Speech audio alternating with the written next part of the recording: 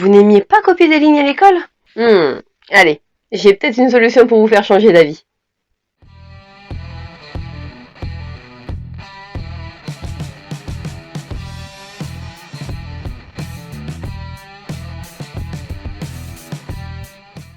Bonjour à tous, j'espère que vous allez bien. Alors, je vais commencer cette vidéo en étant très originale.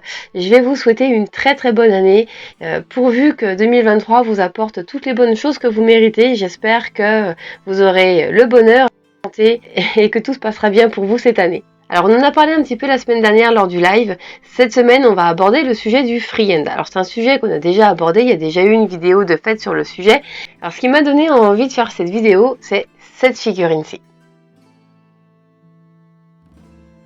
Pour ceux qui nous suivent sur la taverne, vous avez déjà vu les photos. Et ceux qui sont abonnés chez Hello Studio, vous avez sûrement vu la figurine passer pas mal sur le net ces derniers mois. Puisqu'au mois de novembre, ils organisaient ce qu'ils appellent le Golden Brush. C'est un concours de peinture. Et il fallait peindre cette figurine. Et moi, j'ai décidé de lui peindre son kilt façon tartan. Donc, tout à la main. Entièrement à la main d'ailleurs, à main levée. Et du coup, j'en ai profité pour filmer le processus. Pour vous montrer qu'en fait, un motif qui paraît comme ça assez compliqué est relativement simple à reproduire. Et je vais donc vous montrer tout simplement les différentes étapes qu'il m'a fallu pour réaliser ce motif. Alors pour ce freehand, vous allez voir, ça va être assez linéaire. Forcément, on fait un tartan, on va faire pas mal de lignes. Mais du coup, ça permet quand même de bien comprendre le principe même du freehand qui, au final, on s'en fait tout un monde. C'est vrai que des fois, on voit des trucs magnifiques, mais même le plus petit motif, au final, que ce soit un point impérial fist ou que ce soit n'importe quel motif, le principe du freehand, en fait, c'est de décomposer son motif. Donc on va pas tout faire tout d'un coup, on va pas tout de suite se lancer à faire la chapelle Sixtine. On va vraiment décomposer petite partie par petite partie, essayer de repérer des occurrences dans le motif, toutes les faire d'un coup, et après seulement passer à l'étape suivante. Ça va être long, ça va être fastidieux, mais au final c'est la meilleure manière de faire puisque en décomposant votre motif, vous serez moins perdu. C'est vrai que du coup ça va prendre forme assez doucement, mais c'est à mon sens je trouve la meilleure méthode pour obtenir le meilleur résultat possible. Outre le fait de décomposer son motif, il faut déjà trouver un motif à reproduire. Si vous êtes comme moi, que vous n'êtes pas forcément un grand dessinateur dans l'âme, vous lancez pas à faire ça à main levée sur votre figurine ou sur votre bannière telle quelle. Trouvez une image que vous avez envie de reproduire et que vous allez décomposer. Alors moi, mon image de base, c'est celle-ci. J'ai passé pas mal de temps à chercher le tartan qui me tiltait.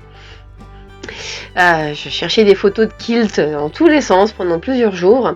Alors j'ai trouvé plein de choses très très jolies, très sympas, mais qui en termes de reproduction à cette échelle-ci, même si on est sur du 75 mm, ça allait être coton. J'ai quand même préféré partir sur quelque chose de plus simple.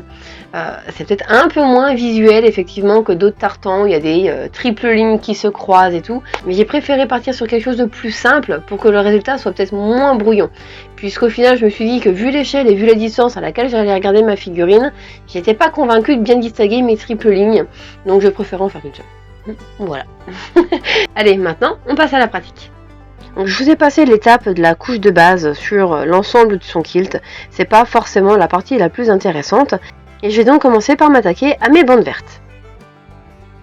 Donc je vais déjà commencer par tracer les deux extrémités de ma bande avant de venir remplir l'intérieur. Donc pour ceci, je vais quand même travailler avec une peinture relativement diluée. Donc il va vraiment falloir passer plusieurs couches. Donc c'est pour ça que je vous conseillerais d'utiliser des pinceaux assez précis, histoire de bien repasser sur vos propres traits et en évitant de déborder. Il est évidemment possible de repasser toujours avec l'autre couleur, donc en l'occurrence mon bleu, pour rattraper les éventuels débordements de vert, mais forcément on obtiendra quelque chose de beaucoup plus lisse si on limite le nombre de couches que l'on met par endroit. Donc je vais continuer à tracer toutes mes lignes en essayant de respecter à peu près la même épaisseur sur chacune d'entre elles et je vais évidemment, comme je vous le disais, passer plusieurs couches. Alors son kilt étant en mouvement et en étant déchiré, j'ai choisi de faire mon motif en diagonale et pas bien droit, bien parallèle au sol comme mon motif de base, mais le principe reste tout à fait le même.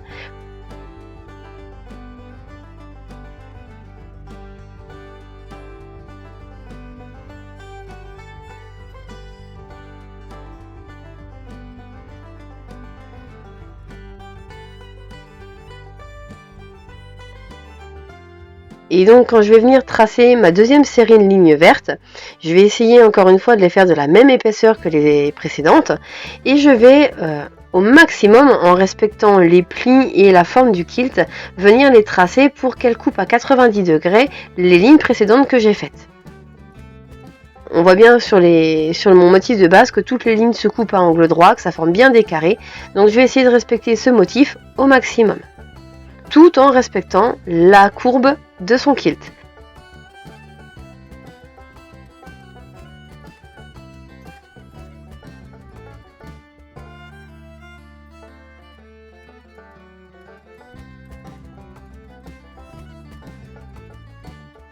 Alors comme vous voyez, je vais vraiment me servir d'un pinceau très très fin, un 000 de chez Artis Opus, et je vais venir, entre chaque ligne verte, tracer des lignes blanches. Alors pour le coup, là, ma peinture, elle est beaucoup moins diluée, j'ai vraiment passé qu'une couche, 2 au pire à certains endroits. Je voulais vraiment que ça marque bien et que ça tranche bien avec le reste. Donc dans un premier temps, mes lignes, je vais les faire parallèles à ma seconde série de lignes vertes.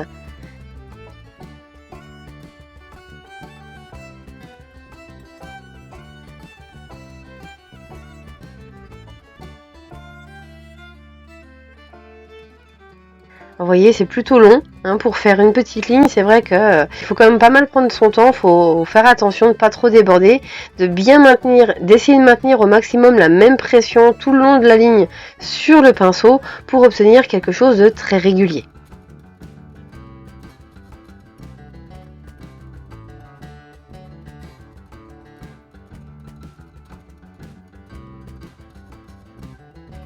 Et une fois que j'ai fini ma première série de lignes blanches sur tout l'ensemble de mon kilt, je vais venir tracer leur perpendiculaire. Cette deuxième série de lignes, comme je viens de le dire, elle va être perpendiculaire à la première série de lignes blanches et parallèle à ma première série de lignes vertes. Donc là encore, j'essaye au maximum de bien faire couper mes lignes blanches à angle droit, tout en suivant la forme du kilt, mais surtout en suivant mes lignes précédentes. Même si elles ne sont pas tout à fait perpendiculaires entre elles, mes lignes blanches, si elles sont bien parallèles aux lignes vertes, l'effet visuel sera là en fait. Je me sers exactement du même pinceau. Les poils sont bien droits et ils partent pas en sucette, donc du coup ça me permet d'obtenir des lignes bien droites.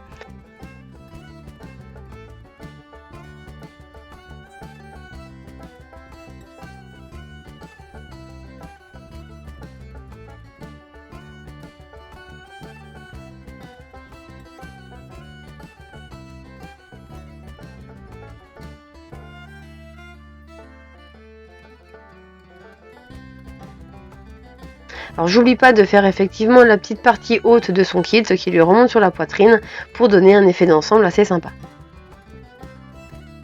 Alors comme vous voyez sur mon motif de référence, au niveau des croisements entre mes lignes vertes, il y a un petit carré d'un vert un peu plus clair. Donc je vais tout simplement le reproduire, là encore avec un pinceau très fin et très précis. Et encore une fois, comme ma peinture est assez diluée, je vais venir appliquer plusieurs couches. Alors là encore, c'est une étape assez fastidieuse. Elle n'est pas compliquée en soi. Au final, on repasse juste sur ses traits, on fait des petits carrés. Mais c'est vrai qu'il faut y aller quand même avec douceur pour pas trop déborder. Parce qu'étant donné qu'on a déjà bien avancé dans notre motif, toute erreur est déjà un peu plus compliquée à rattraper.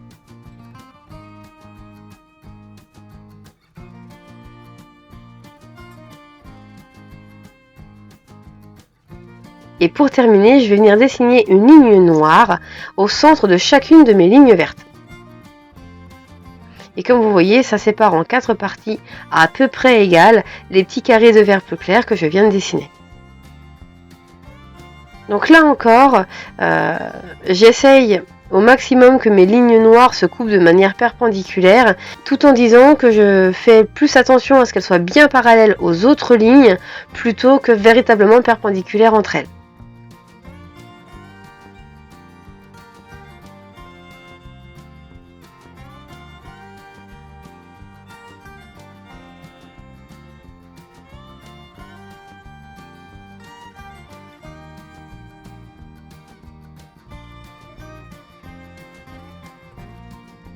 Et pour la fin, évidemment, j'ai oublié d'allumer la caméra.